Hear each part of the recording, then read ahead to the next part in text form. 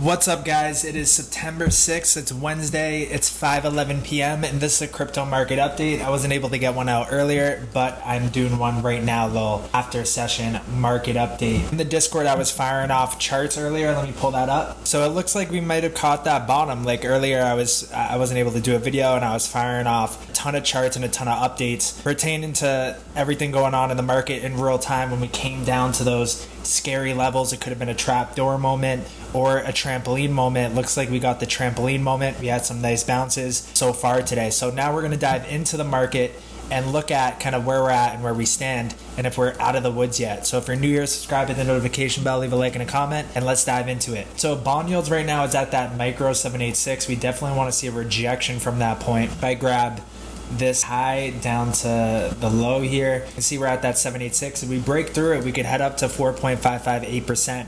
For the bond yields, as you can see, we're kind of messing around with these tops back here around October of last year. So like we're in this zone right now of the tops like back here. So I want to see the momentum curl over here as a one-day chart, and really I'd want to see it happen by the end of this week. We have the cross up in the TSI, but we don't yet have the MACD curling over, which leads me to believe that we could be seeing one of those ones that we have a cross and then a fake out and a pull back down. But if we go to the 3-day chart, we can see that the momentum's rolling over just yet. It's coming down, but we haven't crossed through that 50 line. We need to see it cross through the 50 line. And on the weekly chart, we're still maintaining going up. Once we see that TSI cross down on the weekly chart, we can go and chalk it up to say that the bond yields are going to go lower. For now, the direction is up, as the TSI is still pointed up. But notice back here, May of 2022, we were going up. We crossed down right here, and then bond yields came down. We crossed back up, and then we went up. Bond yields crossed down right here. We went down. So like really until that 1 week, TSI crosses down, bond yields are pointing up for the moment, but we could be at the top here.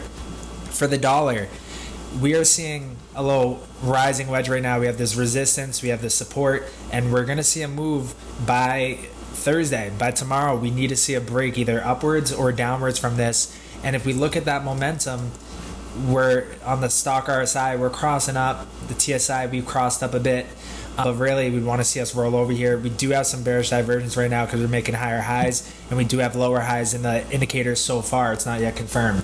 So I really want to see by tomorrow the dollar roll over. Right now, we did have a scary moment, but it seems to me like if we go down to the lower time frames, like a 2-hour chart, we had a pop up, we're coming back down, and really by tomorrow I want to see us back below 104.80 and then really back below 104, these lows here, 104.58, and then we can come down here and give a shot at cracking down below 103. 103 is going to be that level that I want to see us break, but really now at this point it would be around 103.75. I want to see us break the red 200 moving average here on the 2-hour chart, because ever since crossing up from that point, we've held it as support.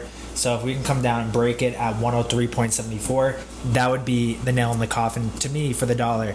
And if we look at the sell warning, we have a 3-hour sell warning, we have a 4-hour, no 4-hour, but we do have a 3-hour sell warning right now. And there's only been a small amount of times in the past year that this has flashed, and really we see a correction afterwards, at least in the short term. So it's good that we see this, and we're at this critical resistance horizontal line for the past year. Just want to see that momentum roll over.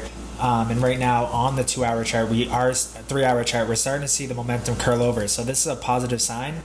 We'll have to see how the dollar opens up later tonight. See if we're going to have continuation lower, and if this was just a fake pop up to a break back down. We've been tracking this fractal from back here as that being the case. If we stretch it over, you can see that it's in line with what we're supposed to be doing, having another high from this point right here, which we just got. But now I really want to start to see sooner than later us start to roll down, and it should happen by the end of this week. So these next couple of days here, we should start to see downwards momentum in the dollar. But if we keep pressing up from this level and we get above 105 again, that was the moment where we saw Bitcoin almost fall through the trapdoor. So we really want to see the dollar remain below 105 and start to head downwards. And then ultimately, we're on the 1-day chart now. Yeah, that 103 level, if we can break down below that, that's the bigger picture. Like, all right, we're going to see an acceleration downwards in the dollar, because that's where the 200 moving average is right here. So if we can break back down below that, then we're good to continue the downtrend in the dollar. Stock market got back up to this fib overlap zone, got rejected, hit the 1618 breakdown extension on a micro time frame. If we go to the 1-day chart, we're still holding the levels that we want to see in the short term, but ultimately I want to see us break back above 15,750 so we can give these all-time highs another run. Momentum on the 1-day chart, it's heading up, but it's starting to curl over a little bit. So by tomorrow, on the end of this week, I want to see continuation to pull us up on the 1-day so the 2-day TSI can cross up and the MACD can flip green as well too. And we're still above the zero line in the TSI, so we are still in fact in a bull trend of the stock market.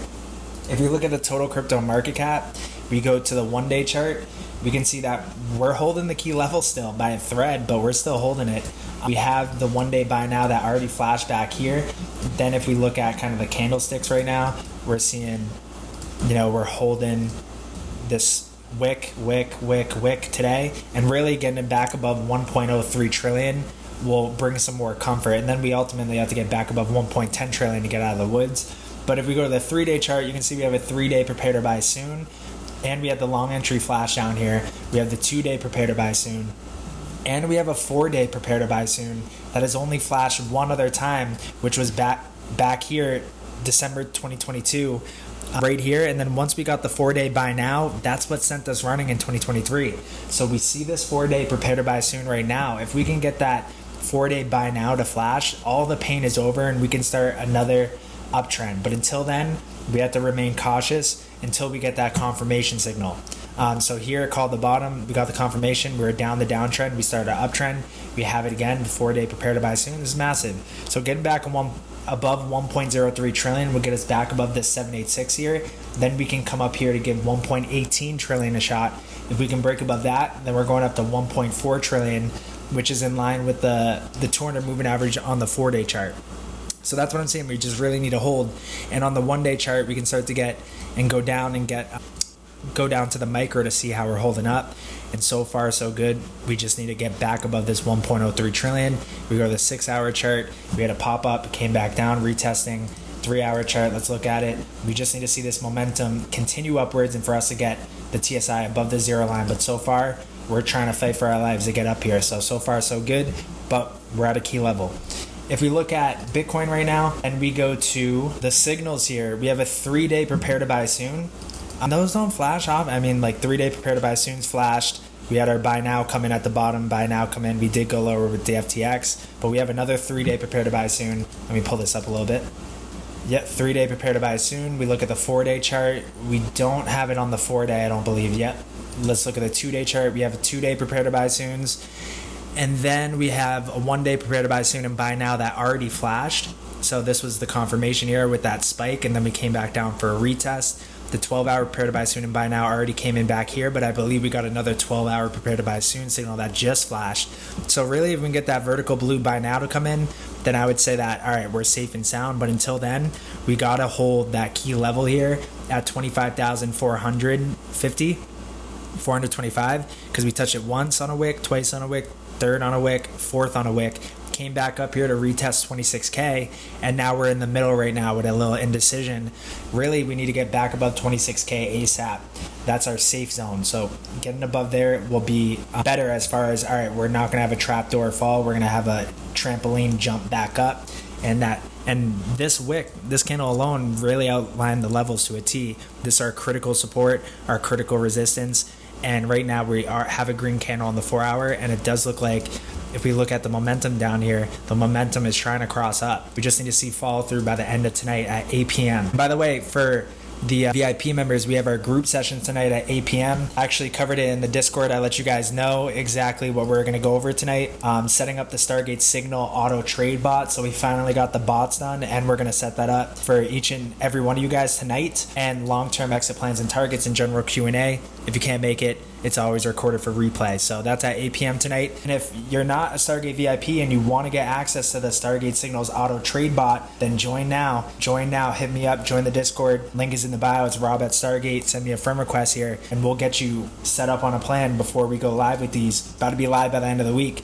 So definitely get set up on a VIP plan before we go live, because Once we go live, the price goes up. So if we go to the trading view, again, Bitcoin holding its own. If we look at XRP, has a nice candle right now. We came down to retest this critical zone horizontal line right there, which is 49 cents. That's the key. We need to hold above 49 cents. We've been holding. We had support, touched it again, and now we have this resistance coming down like this, and we're right at it right now. So I want to see us break back above 0.5050, and if we can do that, then really getting back above 53 cents and then 54 cents, and ultimately getting back above 55 cents and holding above it gets us out of the woods here, because that gets us back above the key level that took us so long to break out of. And then we had to rip up, rejection, and then rejection again. Getting back above 55 cents gives the green light for a bigger move back up here. And then we have the trend line coming down like this, like that we're running into as we speak. And this is the same trend line that XLM already broke out of. So XRP is a little behind XLM, but XLM already broke out of this trend line, and you can see that right here from back in July. Rejection, broke above it, came back down to hold that support. So equivalent XRP is like right here. It's still waiting for its move to break that trend line, and we could see it happen by the end of this week here. So only if the dollar, the bond yields, Bitcoin, stock market, all those market drivers can work in our favor. I also updated the Discord. We changed it up, way cleaner, way more focus. If you're a Stargate VIP, you have all the channels. Let me know what you think about it on the group session tonight. I think it kind of cleans it up a bit.